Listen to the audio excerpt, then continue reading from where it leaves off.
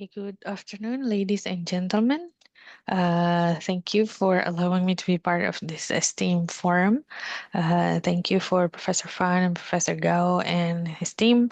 I'm very sorry that I cannot be there, but um, I'm trying to uh, do the best I can in order to discuss this carbon trading in my country, which I think would enrich the discussion for this afternoon. So I'm sharing my screen of my presentation, and I hope this would help you to understand my the results of my research. So it's on carbon pricing in Indonesia. My name is Linda Yanti Sulistiawati. I am associate professor in the Faculty of Law, Universitas Gadjah Mada, Indonesia, and also a senior research fellow at the Asia Pacific Center for Environmental Law, uh, National University of Singapore. So, um, so I'm sure you have discussed this, why we need to trade carbon, and it also applies to my country. Indonesia is one of the 197 countries that signed the Paris Agreement. So we are also concerned to keep the global temperature below 2 degree or well below 1.5, right? And we have ratified the uh, Paris Agreement since 2016, and it's part of the safeguarding carbon emission in the atmosphere, what we needed to do. And a part of that activity is the carbon trading schemes. So in Indonesia, we treat the carbon trading schemes as commodity market with standards. And here, the carbon each time I would say carbon is meaning as a carbon unit or carbon credit. Carbon unit is a carbon credit.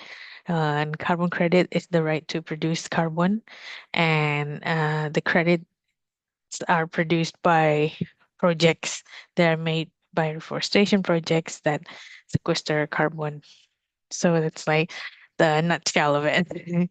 So carbon is a performance indicator for climate action, and carbon pricing in this case is an economic and environmental tool. It's one of the mechanisms that supports the achievement of NDC, the nationally determined contribution under the Paris Agreement, and emission reduction. So Indonesia, in this case, aims to reach for net zero by 2060. However, there are talks that the government would like to push it forward to 2050, but nothing is formalized yet. And the key milestone for our carbon pricing regulation is the launch of the IDX, the Indonesia Carbon Exchange, on 26 September 2023. So it has been almost 2 years now. And this is based on the Presidential Regulation number 98, 2021 on carbon pricing.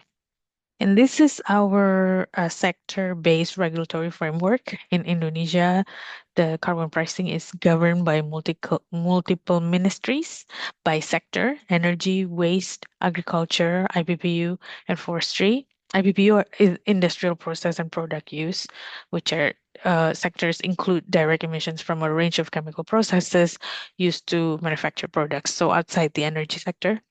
And the key ministries are Ministry of Environment and Forestry, specifically for general carbon pricing and procedures. So this was in 2023. However, in 2024, the ministry became two ministries. So now we have Ministry of Environment and Ministry of Forestries. So, but the main ministry now is the Ministry of Forestry. And we also have Ministry of Energy and Natural Resources for energy sector procedures. So in Indonesia, we have three types of carbon trading instruments. The first one is the ETS, which is cap and trade. The second one is the emission offsetting via the certification for emission reduction. and the carbon tax future, which is one of the lowest in the country, but we can discuss, well, one of the lowest in the world, but we can discuss that further, I suppose. So this is the carbon pricing sort of figures that I adapted from the Indonesian Research Institute for Decarbonization. So we have three main actors in carbon pricing in the country. We have the government, non-state actor, and international community. The government, we have central government and local governments. We have 548 provincial and cities and municipalities in Indonesia. All of those are reporting to the NRS, which is National Registry System. And the government is controlling the mandatory instruments of carbon pricing, which are command and control, and carbon pricing, which are ETS, tax, and offsets. And all of those are reported to the SRN or NRS. And the voluntary part of it is not regulated by the government, but however, they still have to be reported to the National Registry System. And the last actor, which is the international community, they usually go through the route of non-market results-based payment. And this is also reported to the National Registry. And all of this would then, most of this would go to NDC achievement, although the RBP usually go to the non-NDC, and there are some that goes to the international NDC, and there are some that has so after the quota of NDC is being fulfilled, then it can go through the international carbon market. So this is the framework, a governance and regulatory framework in Indonesia, and you can see that carbon trading implementation is reported through the national registry and then reported to the minister, in this case, Minister of Forestry now. And then these are the data that are reported, the domestic and international carbon unit movement, the uh, emission reduction certification, which are released abroad with the corresponding adjustment, the climate change resource source, and the total emission reduction results. And we have two types here that are reported because it's, under the mandatory. This one is emission trading and carbon offset. And you can see the actors here, which are ministries or agencies, business actors, and exchange. One is the ministry here is establishing a trading roadmap, and then data of business actor with the technical approval for emission allowances, and then the business actors organizes the business actor data, and then technical approval for emission allowances per sector, and then verification results, achievement report, monitoring and evaluation plan, the transfer of emission certification, emission reduction certification, and the transfer of technical approval for emission allowances uh, under the business actors. And for the exchange, the IDX, they organize the first carbon unit transfer and the last carbon unit transfer. On the other side, we have carbon offset.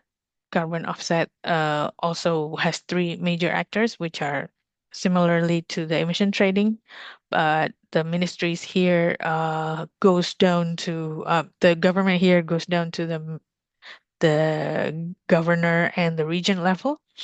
So the lowest administrative level in the country, and they're all organizing carbon offset roadmap for their areas and baseline and emission determination. And for the business actors, you can see here they organize the data, achievement report, verification report, uh, emission reduction certificates that can be traded, domestic and international uh, emission reduction certificate, and direct trading results. And the exchange here are still doing similar to what they're doing in emission trading. So the difference in the country in Indonesia when we're talking about ETS and carbon offsets is on the nature. the ETS is a regulatory framework, while carbon offset is a voluntary compensation. The scope here for ETS is defined sectors that are regulated under the ministerial regulation or the presidential regulation. Uh, and while for carbon offset is outside the regulated scope. And the goal for ETS is reduced emission within the defined scope.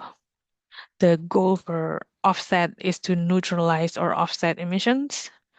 The mechanism here for ETS is cap and trade and permit trading, while for offset is funding emission reduction and removal projects.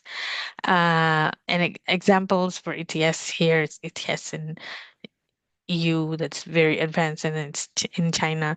And for carbon offsets here, we have renewable energy projects, reforestation, etc. So in Indonesia, the technical approval for emission allowances in this case are mostly for energy sector for power plants. The VCM is limited for energy sector. Um, and eligible mitigation for projects, in this case, solar, geothermal, energy efficiency, and the registry. We actually have two types of registry. The main one, which is the national registry system under the Climate Change Directorate in the Ministry of Forestry, and we have Gatric, which is calculating and reporting emission reduction application on electrical energy by the Ministry of Energy and Natural Resources. So as you can see here, there are important points specifically for forestry sectors that carbon credit issuance uses the MRV, measurement, reporting, and verification, and the national registry system, and the emission reduction certification. So this is like the con contentious issue when we are talking about this credit uh, carbon trading regulation under the Ministry of Forestry, is that the Ministry of Forestry may recognize foreign emission reduction credits, in this case VCS, gold standard, etc. But it needs to be a mutual recognition framework under some sort of agreement between them. So it's still unclear for domestic trading or foreign emission reduction credits. How are we going to adopt this in the country? So, but this is the framework that we have, is that carbon unit is established as securities, classified as securities, or effect, we call it effect, and it's registered under the Financial Authority of Indonesia and the Indonesia Carbon Exchange. It's subject under the Financial Authority of Indonesia Regulation number 14 2023. So some might also ask about the ESG, environment, social, and governance in Indonesia, whether it's connected to our carbon trading. Supposedly, yes, ESG is a performance indicator, and the higher the carbon credits are, the higher the ESG performance. It can be used for green financing and eco labeling for, when you want to get more financing for your activities in the company. But there are sectoral regulation complexity, which presents challenges and opportunity for ESG in the country. So for my recommendation, for my side, the carbon market in Indonesia is still evolving. It's still very new. It's hardly 2 years old. There are high hopes that this would take off because Indonesia has a lot of untapped carbon and trading. But there is legal certainty and clear infrastructure which are needed in the country, and also for international trading or um, uh, international carbon that would like to trade in the country. So, uh, my third thought is that the ESG term is still foreign in Indonesia. They need to be integrated in the carbon trading sector. Right now, we don't currently hold it too much in the country, and that we need a due diligence on carbon projects. So far, it's still very, very formality, and there's a definite need for MRV for carbon-related activities, whether it is PCM or mandatory carbon activities. I think I'll stop here, and then maybe when I join you for the Q&A, we can have more Q&As if possible. Thank you very much. I give back to the moderator.